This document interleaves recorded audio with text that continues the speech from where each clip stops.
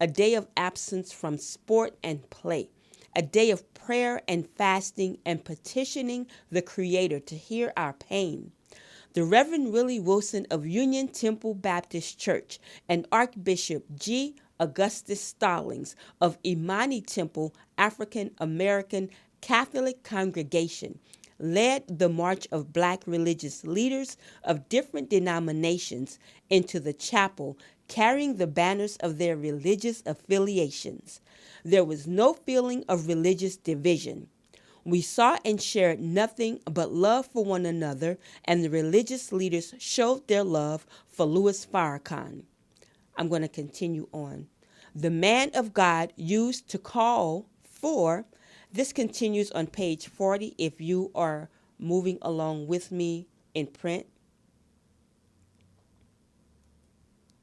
Thank you for being patient. And this is critical. We are reading the Honorable Minister Louis Farrakhan's own words, his own reflections, 25 years after the Million Man March.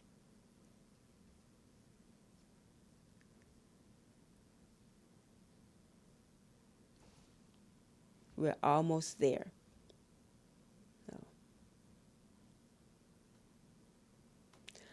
Okay, Minister Farrakhan continues. The Million Man March and Day of Atonement. Men at the march took a pledge to be better fathers, better men, community and world builders, respecters and protectors of their women and children, and nonviolent with one another except in self-defense. We registered people to vote, and studies found an additional 1.7 million black men participated in 1996 national elections and decided the outcome of that election. They were motivated and inspired by the Million Man March. Black organizations, churches, mosques, and synagogues increased membership as I asked the men to go home and join an organization involved in our struggle and a house of worship of their choice. I thought for the whole, acted for the whole of our people, and everyone benefited. In my suite, I was asked by the bishop of the AME Church whether I was going to proselytize my faith. I gave that bishop my word that every church would benefit, every mosque would benefit, every organization would benefit. SCLC had to hire staff because of the increased number of people joining. But the SCLC, the NAACP, the National Urban League, the All African People's Revolutionary Party, the Nation of Islam, and the World Community of Al-Islam under Imam W.D. Muhammad and other groups benefited. I thank Allah God for the medical students and doctors from Howard University Hospital who came out under the direction of Dr. Abdul Alim Muhammad and attended to those who needed assistance. Though it was a gathering of men, never has an event taken place that honored women as women were honored on the day of the Million Man March. Look at those women that were on the rostrum. Look at those women who spoke. Look at the women who was the mother of that march. Dr. Dorothy Height, a legendary leader in the civil rights struggle. Mrs. Rosa Parks. Dr. Betty Shabazz and Dr. Ilyasa Shabazz. Humanist and poet Maya Angelou. Cora Masters Barry. Attorney E. Faye Williams. Mother Khadijah Farrakhan of the Nation of Islam, Mother Tynetta Muhammad, wife of the Honorable Elijah Muhammad, Mrs. Jesse Jackson Jr., Reverend Barbara Skinner. Woo! The minister didn't do that. That was me. C. Dolores Tucker, Black nationalist matriarch, Queen Mother Moore, and Dr. Dolores Blakely, and then 10-year-old Tiffany Mayo participated or spoke at the Million Man March. Senator Carol Mosley Braun, Representative Cardis Collins, and Representative Barbara Rose Collins were among political leaders at the march. The day was so magnetic, it brought to Washington the top black politicians in the country, the top preachers in the country, the top artists, and the top sports figures all came within the same mind, seeking the rise of our people from a condition 400 years under our 400 years under our enemy had produced. No one was limited who spoke that day. The Reverend Jackson asked me, "How much time can you give me?" I said to him, "I cannot give you a time limit. Go and speak until you are finished." The speeches of others were stopped as the men on the mall chanted what they wanted. As the men on the mall chanted that they wanted to hear Farrakhan. Some of my words on October 16th, 1995 were mocked by some. I said the Washington Monument is 550 feet tall and the obelisk is a 1. It represents 1555, marking the time of our entry into this country. All those things I mentioned using numbers, symbols, scriptures, and prophecy, look at them now. My message is pregnant with even more significance today. Allah guided me. We closed in prayer, and we had our Christian family close in prayer. A brother sang the song, "To God Be the Glory." He asked me if he should sing a part where it says, "With his blood he has saved me." I said, "Don't miss a word." The words in that song refer to Jesus, and I knew it was talking about my father, the Honorable Elijah Muhammad. People were also moved by my words from a man the enemy called a hate teacher, the man they called an anti-Semite. The man they said ugly and false things about was the man that Allah God guided to give us the greatest day in our history. I never spoke negatively of any group. I lifted us as a people, regardless to our differences or sexual preferences. This was a day when all of us were lifted. The satanic mind was around us, but we gave it no quarter. They were ineffective. They were working, but they were ineffective. But after the march was over, the opposition intensified. Many black pastors who allowed me in their churches building up to the march, when I wanted to come back to their churches and thank them, they would not let me in. The word was out that the minister was the Antichrist. The enemy was now focused on me. It's 25 years later. I am older. I was poisoned. I was at death's door 3 times, but the enemy did not get me. They have had 25 years to do what they wanted to do, to destroy my name, my reputation, and attack everything that I tried to do of good to link us to our struggling people in the world. The enemy said I went grubbing for money when I went on a Royal Friendship tour after the march. I never asked anyone for money, but I was treated like a head of state during my travel. The people of the world had seen what they had never seen before. The late Libyan leader Muammar Gaddafi wanted me to join the Mathaba, which was the revolutionary unit of the Libyan government and people. Brother Gaddafi told his people to leave me alone and that I already had an agenda and didn't need to be given one. I had told him from my lips, I am a revolutionary, but not that kind. I will produce a revolution in America with the Bible and the Quran, not with a gun. Brother Gaddafi saw the march. He was he was glued to the television the whole day. He found me in the evening, called me, and offered us $1 billion to support our rise. Do you think Satan was happy over that? He saw a man that loved his people. The day was perfect in a spirit exemplified by those present, showing what we could bring into existence as everyday behavior for us as a people.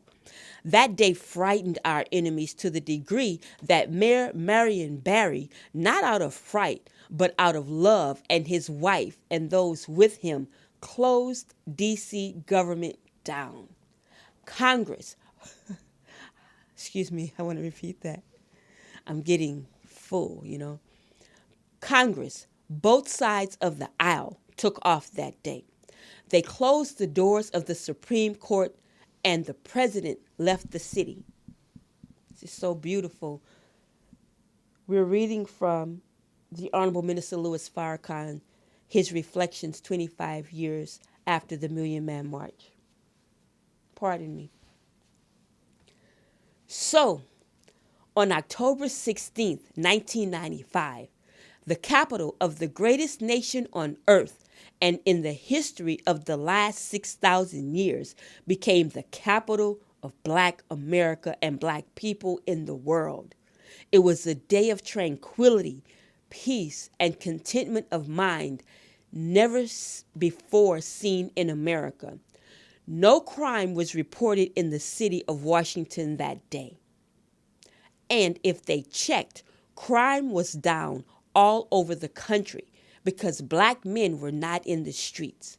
They were at home in front of the television watching their brothers stand strong on the National Mall. That day frightened the enemies of our unity and the enemies of our rise, but it fulfilled the desire of Black men and women to see a day like we had never seen before. It was also a clear sign to those with the mind and mission of the late FBI Director J. Edgar Hoover that the Messiah, their counterintelligence program, was designed to prevent from appearing, evidently had appeared, has appeared, and is present. His presence and the Spirit of God permeated the crowd. The federal government spent millions of dollars to prevent the rise of a Black Messiah who could unite the Black nationalist element and movement. They feared the nationalist element, not so much the civil rights groups, but all were present on that day.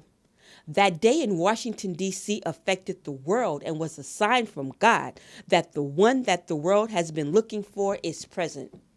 So the government didn't have to wonder about who to focus their attention on to destroy. After October 16th, 1995, it sharpened its attack on the Nation of Islam, its leadership, Black people in general, and Black Muslims in particular.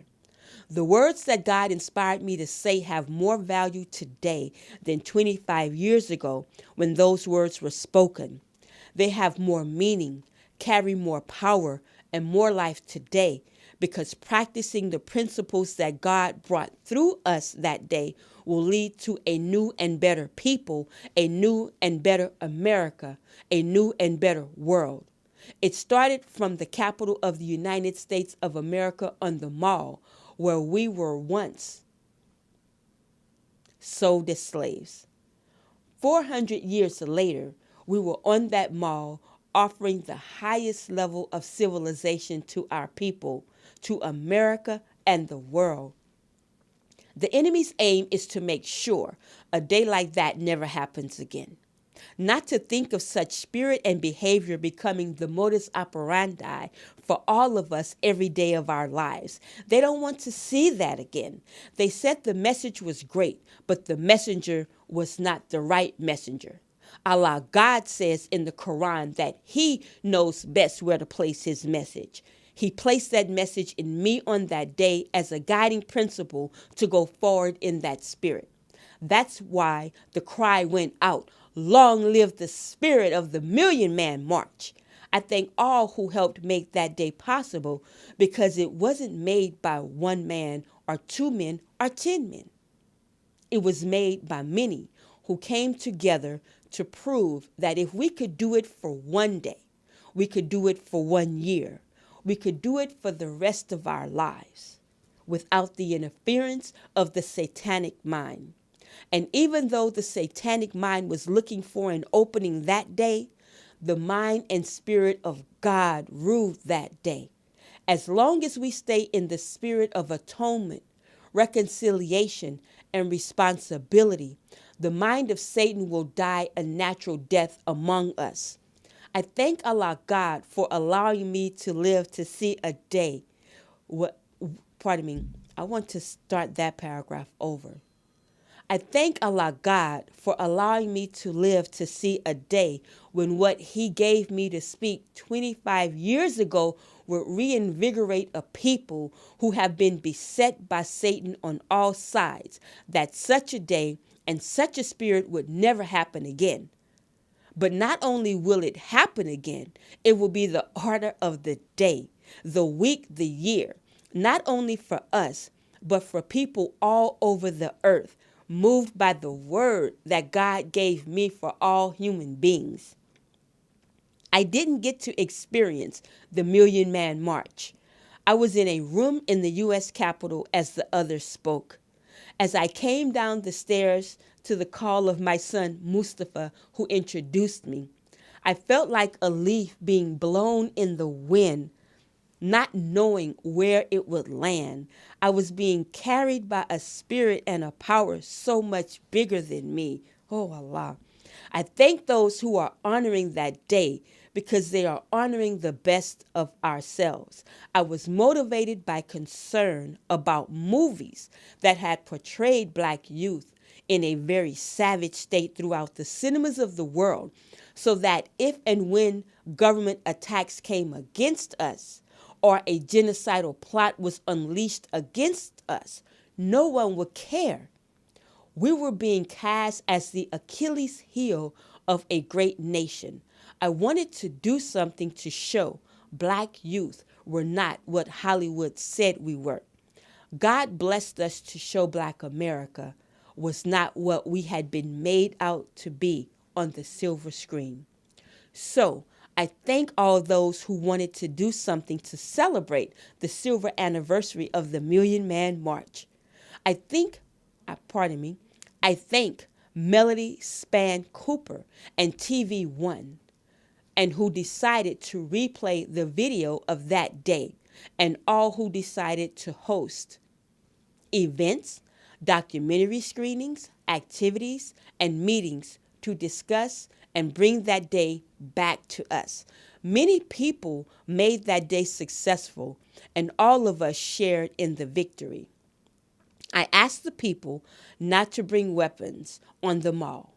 I never paid for one black person to make it to Washington.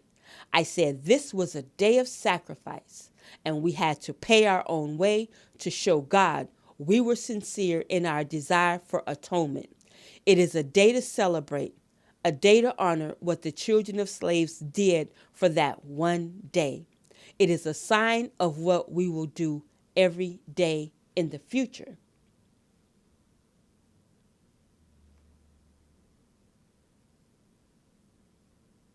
That, brothers and sisters, concludes the words of the man himself, the Honorable Minister Louis Farrakhan.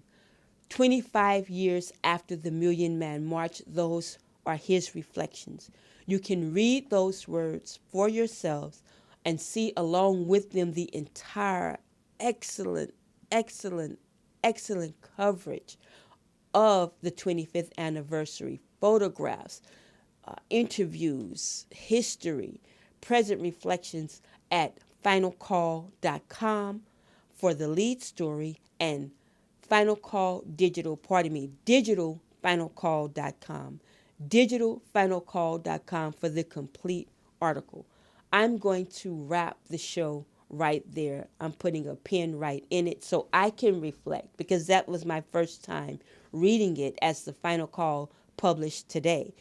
I want to go and study and feed and just, soak up the minister and his tone and his words. So I want to say right now, thank you so much for tuning in.